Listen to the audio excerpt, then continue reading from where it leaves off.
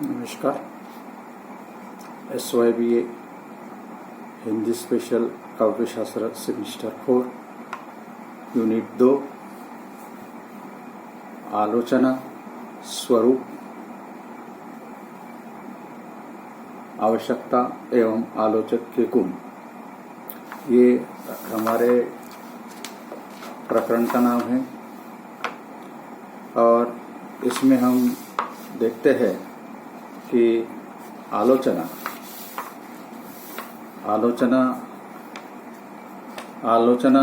शब्द जो है आलोच्य धातु से उत्पन्न हुआ है, जिसका अर्थ होता है देखना। लूच में ल्यू प्रत्यय जोड़कर लोचन शब्द निर्मित होता है, जिसका अर्थ होता है देखना, परखना। अतः आलोचना का अर्थ हुआ किसी वस्तु विषय को अच्छी तरह से देखना या परखना। इस प्रकार किसी वस्तु या रचना की सम्यक व्याख्या या उसका मूल्यांकन करना ही आलोचना है। आलोचना काव्य, नाटक, निबंध, उपन्यास, कहानी आदि सभी की हो सकती है, बल्कि आलोचना की भी आलोचना हो सकती है। यदि कहे किसी साहित्य जीवन की व्याख्या है, तो आलोचना उस व्याख्या की व्याख्या है, तो कई अतिशोक्ति नहीं होगी। हिंदी में आलोचना के लिए समालोचना, समीक्षा, टीका, मीमांसा आदि शब्दों का प्रयोग किया जाता है। आलोचना को अंग्रेजी में पर्यायवाची शब्द क्रिटिसिज्म इसका अर्थ की अभिव्यक्ति करता है। इसके मूल में क्रिटिज धातु से, जिसका अर्थ है अलग करना, निर्णय करना और मूल्यांकन करना है। अतः साहित्य रचना के गुण दोषों का निर्णय कर उसका मूल्यांकन करना क्रिटिसिज्म है। आलोचना और क्रिटिसिज्म के अर्थ में बहुत समानता है। आलोचना की परिभाषा अगर हम देखें, तो आलोचना की परिभाषा डॉक्टर बाबू श्याम सुंदर दास जी ने इसकी परिभाषा इस तरह से बताई है कि साहित्य क्षेत्र में ग्रंथ को पढ़कर उसके गुण दोषों का विवेचन करना और उसके संबंध में अपना मत प्रकट करना आलोचना कहलाता है। इसके बाद आगे के जो विद्वान हैं वो है भगवान दास वर्मा। कहते हैं आलोचना एक साथ साहित्यिक कलाकृति के विश्लेषण द्वारा कृति की व्याख्या प्रस्तुत करती है, तो मूल्यांकन के द्वारा पाठकों की अभिरुचि को उचित दिशा प्रदान करती है। आइए रिसर्च पाश्चात्य विद्वान हैं, इनके मतानुसार आलोचना की परिभाषा इस प्रकार देते हैं। आलोचना साहित्यिक अनुभूतियों के वेगपूर्ण विवेचन के उपरांत उनका मूल्यांकन करती है। दूसरे पाश्चात्य विद्वान हैं विक्टर ह्यूगो के अनुसार उन्होंने जो परिभाषा बताई है आलोचना की, वो इस प्रकार है। कोई कलाकृति अच्छी या बुरी, इसकी मीमांसा करना आलोचना का क्षेत्र है। तो इस प्रकार आलोचना की अनेक परिभाषाएं मिलती हैं। इन परिभाषाओं से आलोचना का स्वरूप स्पष्ट होता है। आलोचना से अच्छा साहित्य लिखने की प्रेरणा मिलती है और घटिया साहित्य का निर्मूलन होता है। आलोचना न्याय का विषय है। आलोचक निष्पक्ष भाव से रचना के गुण दोष का विवेचन प्रस्तुत करता है। आलोचना के माध्यम से ग्रंथों की जटिल और क्लिष्ट बातें प्रकाश में आती हैं। काव्य को सुबोध एवं सरल बनाने का कार्य आलोचना करती है। आलोचना ही साहित्य के आनंद को अधिक सुलभ कराती है। तो ये आलोचना की परिभाषा, उसका स्वरूप। अब आलोचना जो है, आलोचना की हमें आवश्यकता क्यों होती है? कि साहित्य अगर देखा जाए तो एक सागर के समान है। सागर है, उसका कोई अंत नहीं है। अंत साहित्य की रचनाओं को पढ़ने से पहले सामान्य पाठक के मन में जिज्ञासा बनी रहती है, लेकिन समय की कमी के कारण वह अपनी जिज्ञासा पूर्ति नहीं कर पाता है, क्योंकि साहित्य भंडार विशाल है। यदि हम अच्छा साहित्य पढ़ना चाहते हैं या श्रेष्ठ पुस्तकों को चुनना चाहते हैं तो हमें आलोचना की आवश्यकता होगी।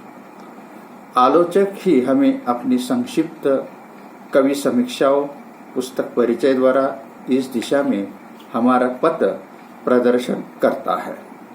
इसलिए आलोचना की आवश्यकता होती है। आलोचना की आवश्यकता निम्नलिखित बातों में निहित होती है। कवि की रचना का सभी दृष्टियों से आस्वादन कर पाठकों को उस प्रकार के आस्वादन में सहायता करने के लिए हमें आलोचना की आवश्यकता होती है। पाठकों की रुचि का परिमार्जन कर साहित्य की गति निर्धारण करने में योग देने के लिए हमें आलोचना की आवश्यकता होती है। तीसरी आवश्यकता है कवि या लेखक की कृति विस्तृत व्याख्या करने के लिए और उसके संबंध में मत स्थिर करने के लिए आलोचना की आवश्यकता है। चौथी, कृति के गुणदोषों का विवेचन करने के लिए।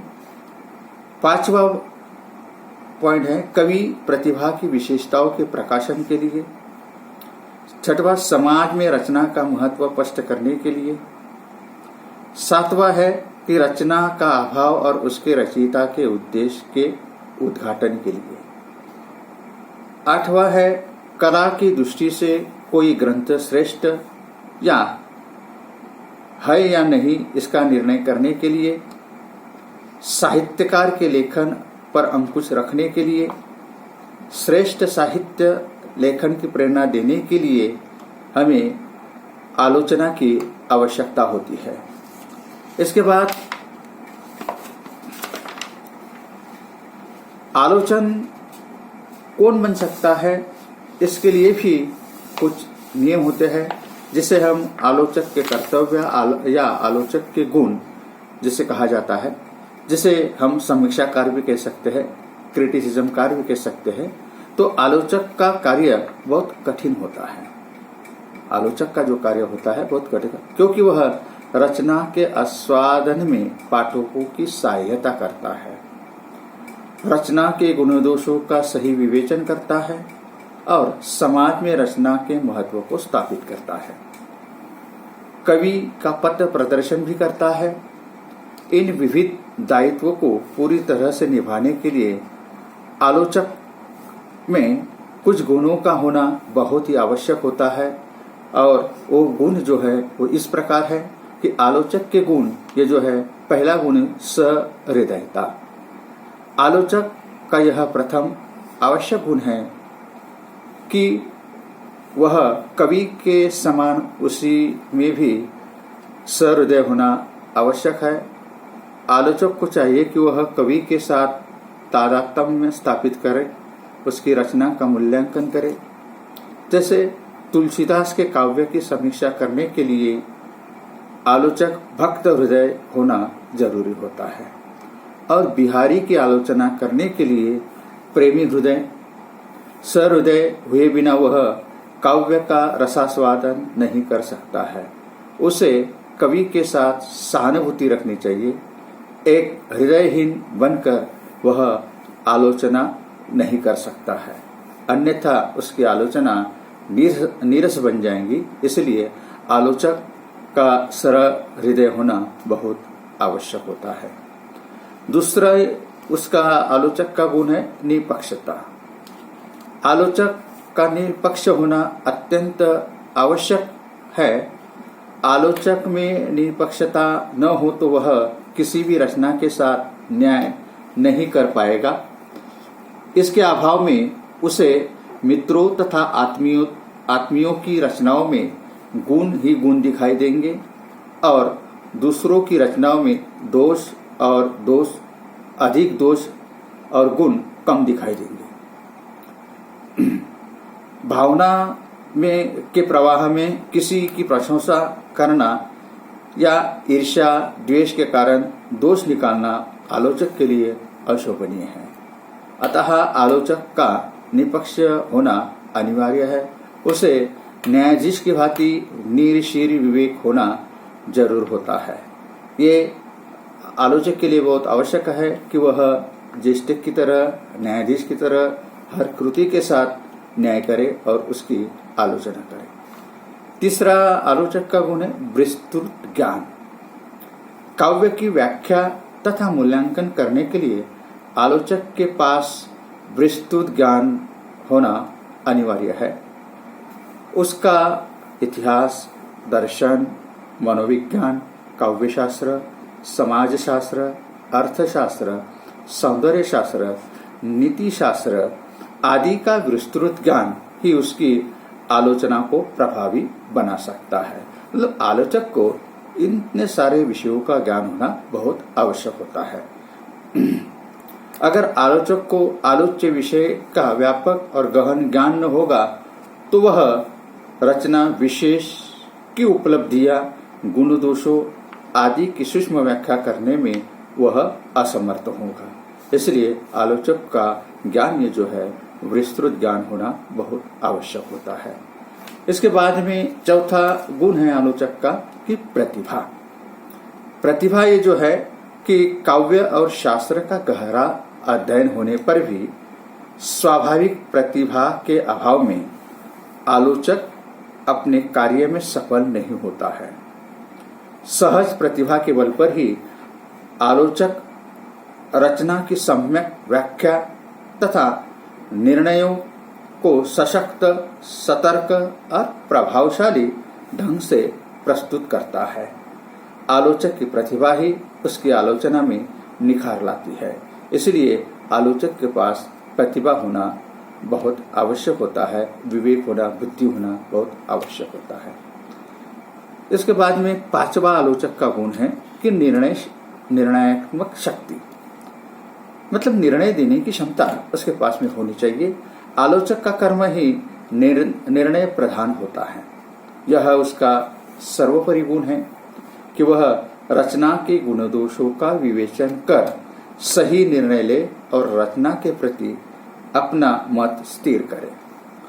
आलोचक को चाहिए कि वह अपने निर्णय ऐसे ढंग से दे जिससे पाठक के मन में लेखक के प्रति ना तो घृणा उत्पन्न हो न अरुचि। इसलिए आलोचक में उचित निर्णय लेने की क्षमता होनी चाहिए। बाद में आता है कि अभिव्यक्ति कौशल। अभिव्यक्ति कौशल ये भी आलोचक का एक महत्वपूर्ण गुण होता है और इसमें आलोचक में भी साहित्यकार के समान अभिव्यक्ति का कौशल होना चाहिए। यदि आलोचक में अभिव्यक्ति कौशल नहीं है तो उसकी आलोचना स्वयं में प्रभावहीन हो जाएगी। जब आलोचना ही नीरस और प्रभावहीन होगी तो वह जो निर्णय लेगा इसका पाठक पर क्या प्रभाव होगा, यह क्वेश्चन मार्क है। इसलिए आलोचना को प्रभावी बनाने के लिए आलोचक में अभिव्यक्ति की कुशलता का होना बहुत आवश्यक होता है और अच्छे आलोचक बनने के लिए ये सारी बातों का होना बहुत आवश्यक माना गया है। और यहाँ जो है ये बताया जाता है कि आलोचक ये जो होता है, आलोचक नकार के पास में आलोच्य गुणों का होना बहुत आवश्यक होता है। तो इस तरह हमने 6 आलोचक के गुण देखे। इस तरह से हमारा यूनिट 2 जो है, एक मुख्य यूनिट रस और रस की परिभाषा और श्रृंगार रस, शांत रस, करुण रस, इन 4 रसों का हमने अध्ययन किया। सब यूनिट जो है वो था आलोचना, आलोचना का स्वरूप, आलोचना की परिभाषा, आलोचना शब्द की उत्पत्ति, आलोचना की आवश्यकता और आलोचक के गुण। ये जो टॉपिक जो है, ये सब यूनिट जो है या उप इकाई जो है, इसको हम लोगों ने देखा और यहाँ हमारी इकाई नंबर 2 जो है वो इकाई नंबर 2 का अध्ययन यहाँ समाप्त होता है और अगले यूनिट में हम अगली तासिका को मिलते हैं। तब तक के लिए यहाँ पर रुकते हैं।